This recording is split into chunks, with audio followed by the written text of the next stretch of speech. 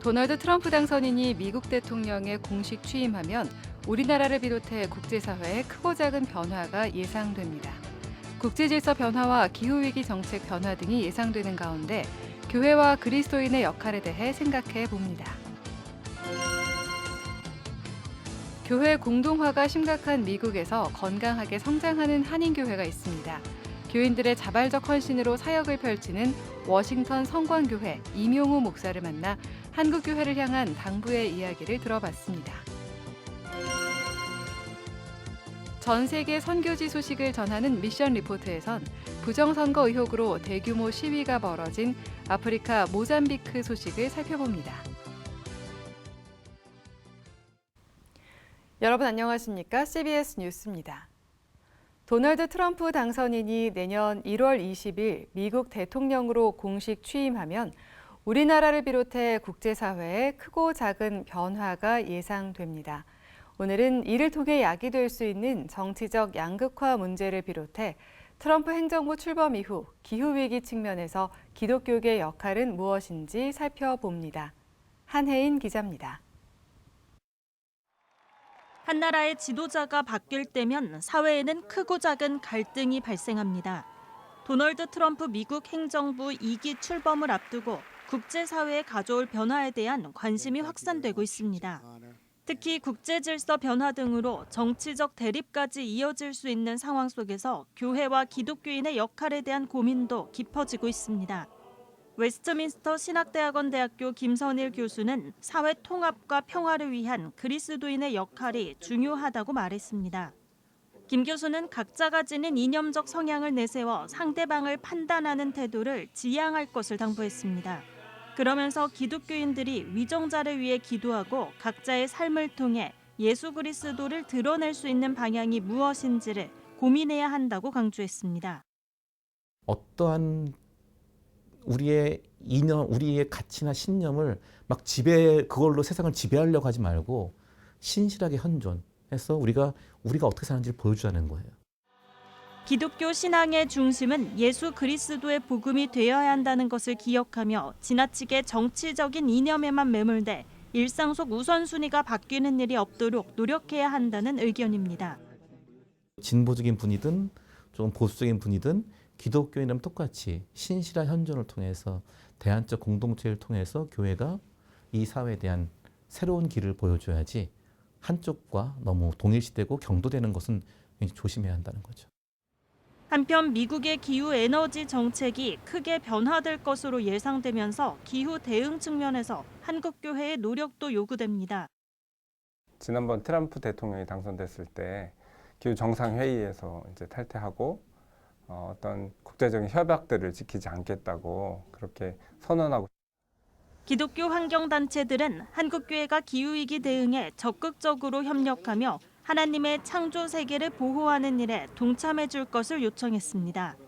특히 국제사회가 공존의 가치보다 자국의 경제적 이익만 내세우면 기후위기는 갈수록 심각해질 것이라면서 하나님의 창조 세계를 보존해야 한다는 의식이 확산되도록 전 세계 그리스도인과 연대하자고 당부했습니다.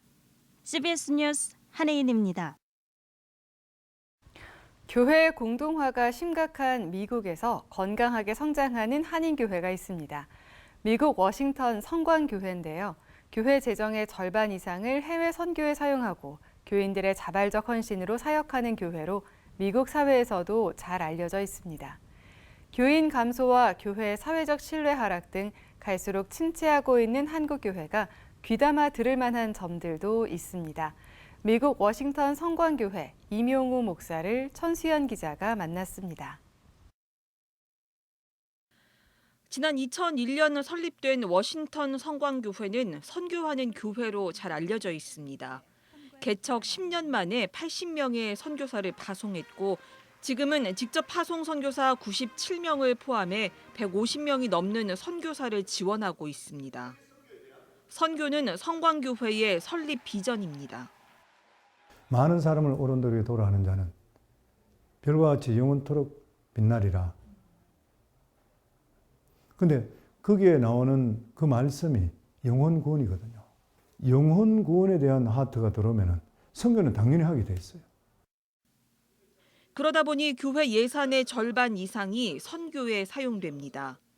여기에다 연말이면 예산의 10%를 제외하고는 지역사회에 필요한 곳에 모두 흘려보냅니다. 돈을 비축하지 않는 것, 임 목사의 목회 원칙입니다.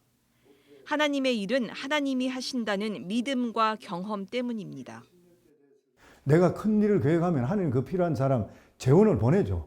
내가 이 돈을 비축해서 뭐 한다 그런 것 같으면 하나님이 일을 하는 것이 아니라 인간적으로 생각이 일하는 거예요. 선교의 절반 이상의 재정을 배정하는데도 교회 운영에 어려움을 겪지 않는 건 교인들의 헌신 덕분이라고 임 목사는 말합니다.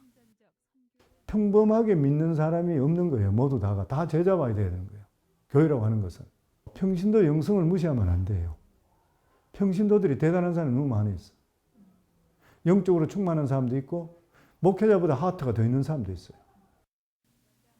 목장이나 셀 등 소그룹에 평신도 리더를 세우고 신앙과 재능에 맞는 사역을 배정한다는 워싱턴 성광교회. 임 목사는 평신도와 함께 목회하기 위해선 이들을 제자로 양육해야 한다면서 이를 위해 목회자가 먼저 말씀을 따라 사는 모범이 돼야 한다고 강조했습니다. 교회가 사회적 비판을 받는 건 역시 목회자에게 1차적인 책임이 있다며 말씀대로 살아가는 삶을 거듭 당부했습니다. 내 삶 속 옆에 있는 사람들이 같이 성도들이나 주위에 있는 사람들이 볼 때에 뭐 말하는 게 거룩한 것이 아니라 그냥 말씀대로 보면 아, 저 사람 하나님의 사람이네. 그게 중요한 일이잖아요. 임용우 목사는 올 초 자신과 교회의 이야기를 담은 책을 출간했습니다. 교회만 다니던 평신도에서 제자로의 변화, 워싱턴 성광교회 목회자로서 20여 년의 여정 속에서 자신이 만난 하나님의 역사하심이 오늘날 믿음을 의심하는 신앙인들에게 도전이 되길 기대했습니다. CBS 뉴스 천수연입니다. 교회가 다음 세대에 다가가기 위해서는 소통과 공감이 무엇보다 중요하다는 지적이 나왔습니다. 신촌 성결교회가 주관하는 신촌포럼 발제자로 나선 실천신학대학원대학교 정재영 교수는 기성세대 생각을 주입하려 하기보다 그들 스스로의 방식으로 어려움을 해결할 수 있도록 교회가 도와야 한다며 이같이 말했습니다. 정재영 교수는 특별히 경제적으로 어려움을 겪고 있는 다음 세대들에게 더 많은 관심이 필요하다며 청년들의 신앙이 잘 성장할 수 있도록 교회가 환경을 만들어줘야 한다고 덧붙였습니다. 신촌포럼은 목회와 신학의 이원화를 극복하기 위해 신촌 성결교회 후원으로 지난 1997년 시작됐습니다. 사랑의 쌀 나눔 운동본부가 어제 국회의사당 본관 앞에서 사랑의 빨간 밥차 전달식을 진행하고 소외 이웃을 향한 더욱 활발한 섬김 활동을 다짐했습니다. 이번 사랑의 빨간 밥차는 5톤 적재량의 대형 특장차로 대한석유협회와 정유 4사 후원으로 마련됐습니다. 사랑의 쌀 나눔 운동본부는 현재 사랑의 빨간 밥차 3대를 운영하며 서울과 인천, 전북 지역에서 노숙인과 홀몸 노인, 장애아동들을 위한 무료 급식 활동 등을 펼쳐오고 있습니다. 사랑의 쌀 나눔 운동본부 이사장 이선구 목사는 새로운 사랑의 빨간 밥차는 앞으로 복지 사각지대에 놓인 수십만 명의 소외 이웃들에게 따뜻한 사랑의 식사를 제공할 것이라며 더불어 살아가는 착한 세상을 만들어가겠다고 전했습니다. 장애인 예술가를 양성하는 사단법인 에이블 아트가 제7회 에이블 뮤직그룹 정기연주회를 개최합니다. 에이블 뮤직그룹은 장애인과 비장애인이 통합된 챔버 앙상블로 2010년 사단법인 에이블 아트의 대표 공연 예술 사업으로 창단됐습니다. 에이블 아트 이사장 장병용 목사는 이번 연주회의 주제인 12월 특별한 사랑 이야기처럼 장애인과 비장애인의 아름다운 연주가 관객들에게 사랑의 의미로 다가가길 바란다고 말했습니다. 세계적인 소프라노 강혜정과 함께하는 이번 정기 연주회는 다음 달 3일 저녁 7시 30분 경기 아트센터 소극장에서 진행합니다.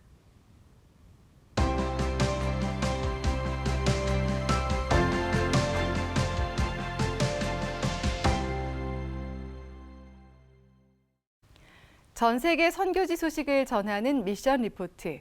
오늘은 아프리카 모잠비크 소식을 살펴봅니다.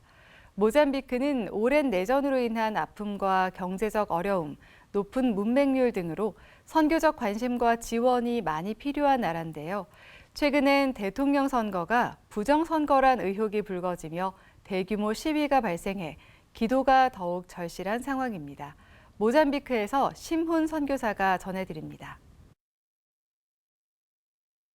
모잠비크는 아프리카 동남부에 위치한 나라고요. 포르투갈의 지배를 받아서 포르투갈어를 쓰고 있는 그런 나라입니다. 1975년도에 포르투갈로부터 독립을 하고 그 후 20년 정도 내전을 겪었고요. 지금까지 프렐리모란 당이 지금 49년째 일단 거의 독재를 하고 있는 그런 나라입니다.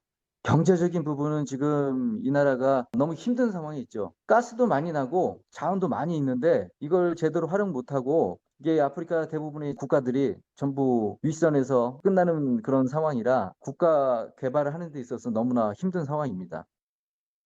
1994년에 그 내전이 종식이 됐습니다. 그래서 94년 그때부터 남아공에서 활동하시던 선교사님들 그리고 한국 감리교회 파송 선교사님들이 들어오기 시작하셔가지고 모잠비크에 이제 선교가 시작됐습니다. 종교로는 개신교 30%, 가톨릭 27%, 이슬람교 18%, 그리고 기타 여러 종교가 있습니다.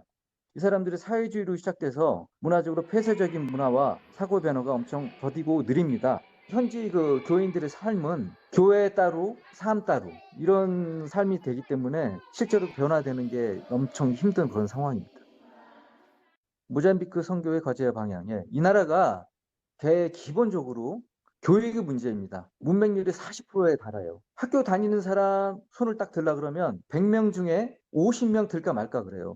글자를 읽고 쓸 수 있는 사람 손들라 그러면 한 10명 이하로 듭니다. 기본적으로 초등학교까지는 의무 교육이에요. 중학교부터는 이제 돈을 좀 내야 되는데 한 5천 원 정도 됩니다. 한국 돈으로. 그것도 힘들고 유니폼비, 뭐 문구용 이렇게 더 들어가니까 애들 아예 학교를 안 보내는 거예요. 이제 애들이 뭘 하냐면은 이제 사냥 다니고 식생활이 많이 수준이 떨어지다 보니까 쥐 잡아서 팔고 쥐도 먹고 주변에 다니는 것들 이렇게 잡아가지고 먹고 그렇습니다. 그래서 저희 교회는 그런 애들을 데려다가 방과후 학습을 하고 있습니다. 문맹률이 높아서 이걸 먼저 해결을 해야 될 것 같고요. 그리고 현지 교회 목회자들은 제대로 된 성경 교육하고 신학 교육을 받지 못한 목회자들이 많습니다. 그래서 교인들이 제대로 또 받지 못하니까 이게 악순환이 계속 되는 겁니다. 교회가. 이런 문제들을 해결하기 위해서는 교육이 필요하다. 내년부터는 저희도 이제 현지 목회자 재교육을 하려고 그렇게 계획을 잡고 있습니다. 이 모잠비크가 10월 9일에 대통령 선거가 있었습니다. 모잠비크에는 이제 프렐리모와 레나무라는 당이 있습니다. 여당이 프렐리모고 야당이 이제 레나무인데 베나시오라는 사람이 레나무 소속이었었는데 따로 나와서 포데메스라는 그런 당을 만들어서 출마를 했는데 이제 모잠비크 국민들은 이제 49년 동안 레나무하고 프렐리모가 정치를 했는데 아무것도 진짜 되는 게 없으니까 너무 피곤해서 더 이상 너네들 싫다 해서 이번에 베나시오라는 사람을 적극적으로 밀었어요. 부정선거가 또 일어날 것 같으니까 중간중간 그 개표 상황을 계속 유튜브를 통해 가지고 발표를 한 거예요. 야당 입장에서는.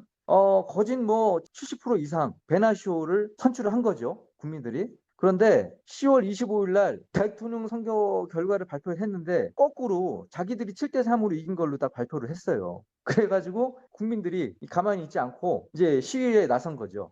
각 주도, 뭐 마푸토, 저희 살고 있는 시모이우, 뭐 베이라 전국적으로 지금 시위에 나선 겁니다. 시위가 격화되면서 저희 지금 살고 있는 지역에서는 엊그저께 8명이 사망했어요. 한 100여 명 정도는 지금 구금되어 있는 상태고요. 전체적으로 지금 한 30명이 사망한 걸로 지금 보도가 되고 있습니다.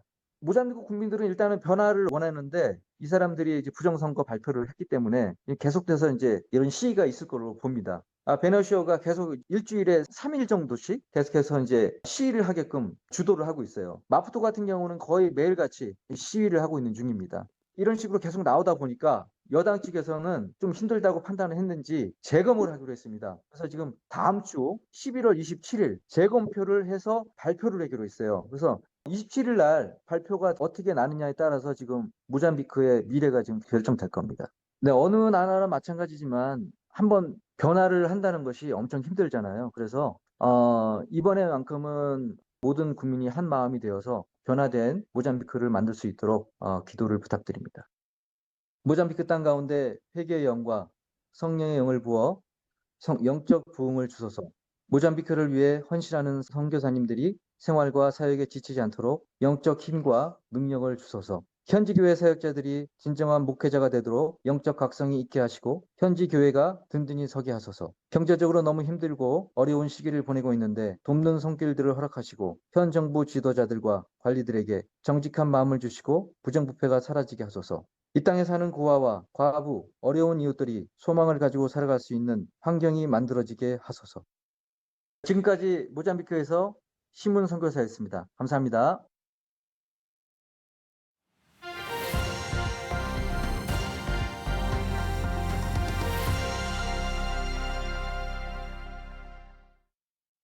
간추린 지역교계 소식입니다. 순천시 기독교 청년합회가 정기총회를 열고 신임 대표회장을 추대했습니다. 울릉군의 기독교 문화유산에 관한 조례 제정과 성지순례길 조성을 위한 간담회가 진행됐습니다. 순천시 기독교 청년합회가 정기총회를 열고 순천 나간중앙교회 이성재 담임 목사를 새 대표회장으로 추대했습니다. 우리 순천시 기독교 총연합회는 순천에 있는 모든 목사님들과 장로님 그리고 모든 성도들이 함께 만들어가는 연합체입니다.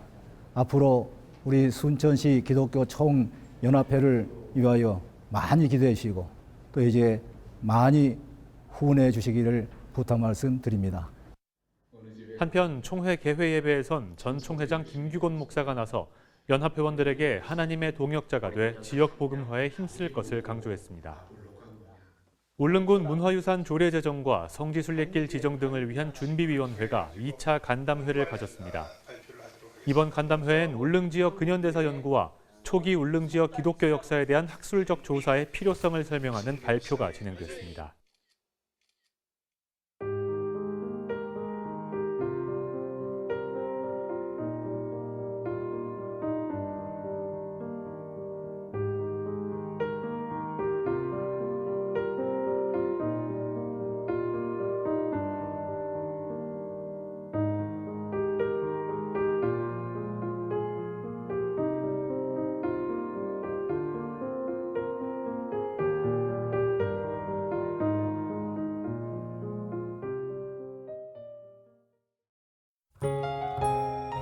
날씨입니다.